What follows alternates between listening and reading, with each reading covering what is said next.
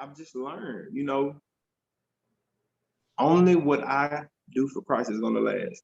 If I put Christ in the driver's seat, the head of the situation, yeah, it may be some bumps in the road here and there, but with Christ in the driver's seat, leading the situation, at least I do know I'm going to make it to my destination. Your destination, it wasn't promised that your destination was going to be a 30-minute destination. Your destination was promised, though. That's what was promised. I really thank you so much for your transparency, because I know that that's freeing some people, as even as you're talking, because a lot of men, people think that only women experience sexual abuse or inappropriate touch or trauma or all the things, but it happens to men too, right? In fact, 1 in 4 to 7 boys, if the research hasn't yet changed, and I believe it's more than that, because people are not coming forward. And Right.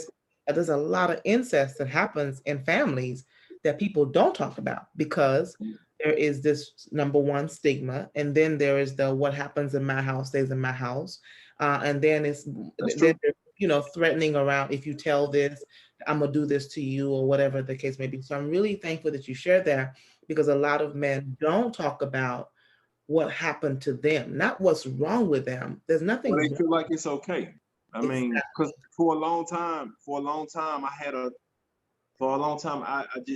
I never wanted to be, I didn't want to deal with anybody my age, because I felt like they couldn't do anything for me. Felt like mentally they couldn't challenge me. Right. And if you're weak to me, I was going to run over you. Yeah. And that was my process when I was my thinking process when I was younger, because you couldn't tell me, you couldn't teach me nothing. Mm-hmm. And that came from, that stemmed from, the situation, and I quickly realized, not only how foolish I was being, but how judgmental I was being, Mm-hmm. but also it wasn't just me trying to be judgmental, but I was letting a situation that had been planted in my life. I had given it too much sun and too much water, because it grew tremendously. Mm-hmm. And not, I mean, not even knowing, honestly, not even knowing Yeah. that Yeah. I was giving it that much, that I was really giving it that much attention. Right. Right. Right. I was giving it so much attention. I was giving it attention to the point where it started to be a part of me. Mm-hmm. It started to be a part of me to the point where I started preying on other people. Mm-hmm. I was using my God-given ability, and I knew a long time ago that I had a gift. I knew it, but I used that gift to be manipulative. I used that gift to get what I want, and here it is the whole time. God gave me this gift for God to get the glory, Mm-hmm. and I was using it for my own personal reasons. Mm-hmm. And the thing is, honestly, when it was over and done, it hurt me. It hurt me bad. Of course. Of It hurt course. me bad. And the thing is, there's a difference. There's a difference between the spirit, and there's a difference between and the spirit, and then there's the conscience. A lot of people get those mixed up. The spirit of God warns you ahead of time. Warning comes before destruction. It comes ahead of time. Mm-hmm. But then there's your conscience that kicks in after you've done it and says, "Man, you probably shouldn't have done it." Yeah. And for a long time, I got both, but I still chose to do it. And then I suffered after I did it, but it didn't stop me. Mm-hmm. But it didn't stop me because I wasn't doing anything to try to prevent my way of thinking. Right. Right. My mind, my judgment had become so clouded, so clouded to the point where I couldn't, I just couldn't. Some days it just felt like I couldn't even move forward with anything. And that, what you shared, there's a couple of things I want to ask, but what you shared, just for people who are listening that may not be aware, but inappropriate touch or sexual abuse or assault, whatever, all the things that relate to that, can affect a person's trajectory in so many negative ways. It can lead to sexually promiscuous behaviors, alcohol and drug, any type of abusive behavior, drug use, Mm-hmm. spiritual, bondage, right? Of depression, Mm-hmm. anxiety, infidelity, just so many different it can lead to so many different behaviors, mental Right. health challenges.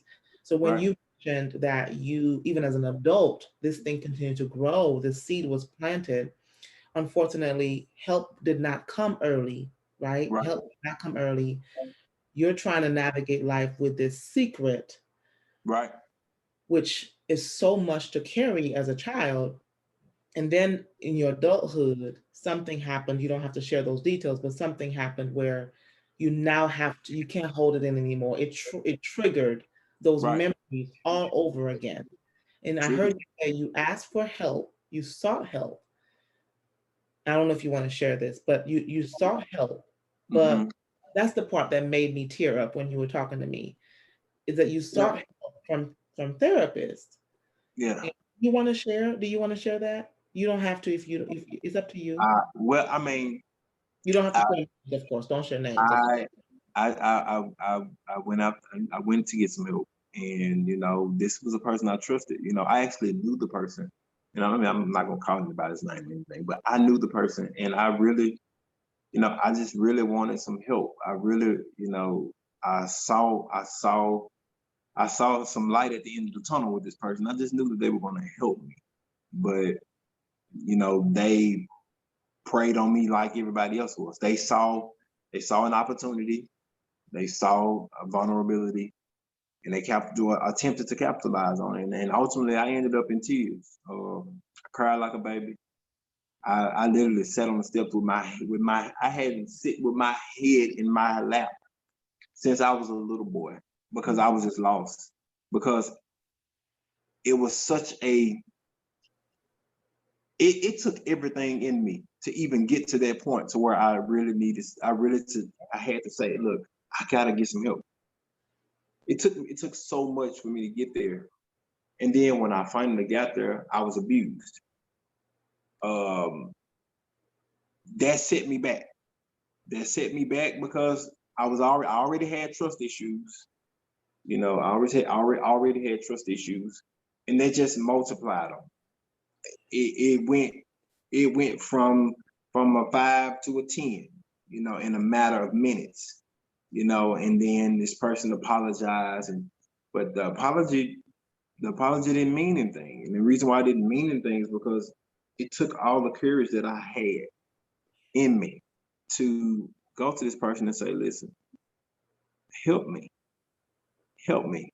Uh, just like help me, because I just want to be normal. I just want to be like everybody else. I want to be able to move freely and leave out the house, and not be confined. Because for a while, I would say, oh yeah, I'm good. I'm doing good. Yeah, anybody can do good when you're confined between the four walls of your own home and you're not leaving. But what I tell people about that is, so is a man thinking, so is he. Mm-hmm. You can confine yourself within your own home, right? Mm-hmm. When you get through confining yourself in your home, when your mind is still outside of your home, it's no difference. It's no difference. Mm-hmm. This thing right here is the central location to everything that happens with your body. Mm-hmm. It tells your hands when to open and close, your eyelids when to blink, Mm-hmm. your lungs when to inhale and exhale. This thing right here. Yeah. And when this is overpowered, Absolutely. nothing is left. Nothing. Yeah. It took one of my professors in school when I was in school, um, Dr. Malone, Diane Malone. I love her. I love her. She helped me. She helped me tremendously. Like, she helped me see myself. She helped me understand my thinking habits. She helped me to understand who I was. And it was at that time where the light just popped on. Mm. And I began it took me most of my life I thought